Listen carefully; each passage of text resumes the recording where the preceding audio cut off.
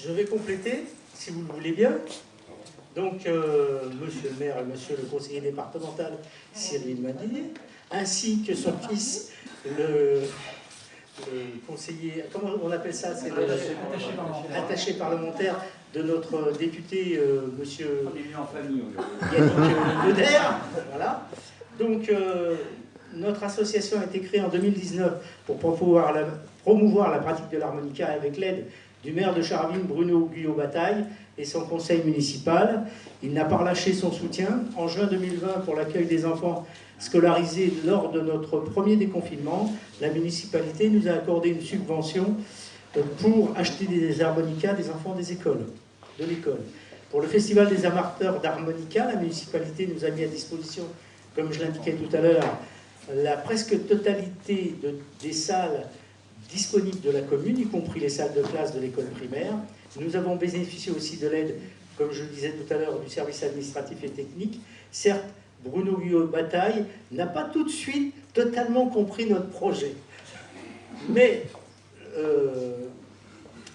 par contre, de festival, mais dès qu'il en a eu conscience, il a voulu nous apporter le soutien de la municipalité, y compris financier.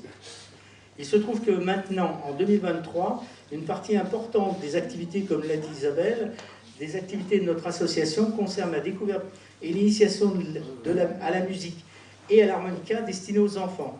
Pour cette activité, nous assurons une séance d'initiation à des enfants de 6 à 9 ans dans les locaux de la MJC de la Buisse.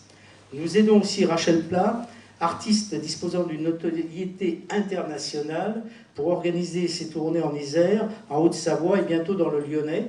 D'ailleurs, nous avons accompagné Rachel pendant une partie de la semaine dernière pour une tournée de prospection auprès d'élus, de maires, de collèges, d'écoles primaires, de la radio pour une interview. Isabelle Munier a participé personnellement donc à la réalisation du planning de prospection. Ces tournées de Rachel en milieu scolaire produisent des résultats particulièrement spectaculaires et sont devenus un axe essentiel de son évolution professionnelle. Alors, justement, je vais vous livrer un petit secret, puis j'en terminerai là. En 2021, nous avons aidé Rachel pour l'organisation de ces interventions à l'école d'Aoste, l'école de Thévenon de la Tour du Pin, en partenariat avec la MJC de la Tour du Pin. En 2022, l'école de Chabon, l'école de Montonex, et en 2023, d'Évire en Haute-Savoie, en partenariat avec l'association Harmonica en Bande. Or, je me dois de vous confier un secret et d'énoncer les coupables. En effet, lorsque j'ai créé cette association, j'avais juré de ne pas m'occuper d'enfants. Moi qui suis un vieux con. Et il se trouve que lors du premier déconfinement, Bruno Guyot-Bataille a fait appel aux associations pour accueillir les enfants scolarisés.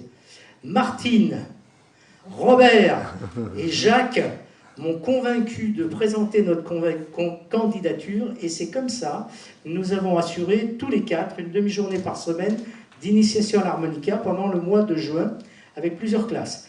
L'expérience était tellement réussie que le personnel du centre de loisirs, Marlène, nous a demandé de prolonger notre activité pendant juillet. C'est en découvrant nos comptes rendus vidéo sur notre site et sur YouTube que Rachel, qui avait déjà réalisé des séances à Évreux dans son entourage, donc avec une dimension, je dirais, plus artisanale, m'a contacté en vue de mettre en place son projet d'activité, car c'était pour elle l'envie de vraiment développer cette activité. Et en voyant nos vidéos, elle s'est dit que on pouvait lui apporter, il y avait quelque chose à faire. Aujourd'hui, en 2023, Rachel Plat pratique son art dans plusieurs régions de France, dont l'Île-de-France, la Bourgogne, la région Rhône-Alpes et l'Auvergne. Certes, elle n'hésite pas à indiquer que ce sont les échanges que nous avons, elle et moi, qui ont permis cette situation exceptionnelle et privilégiée. Or, la vérité, et c'est là que je vous livre un secret, c'est que je n'ai été que le colporteur, comme les colporteurs de la magazine, des bonnes nouvelles, et de préférence des bonnes nouvelles entre les villages. Les coupables de nos excellentes relations avec Rachel et notre collaboration réussie sont Martine, Robert et Jacques. Je vous les dénonce.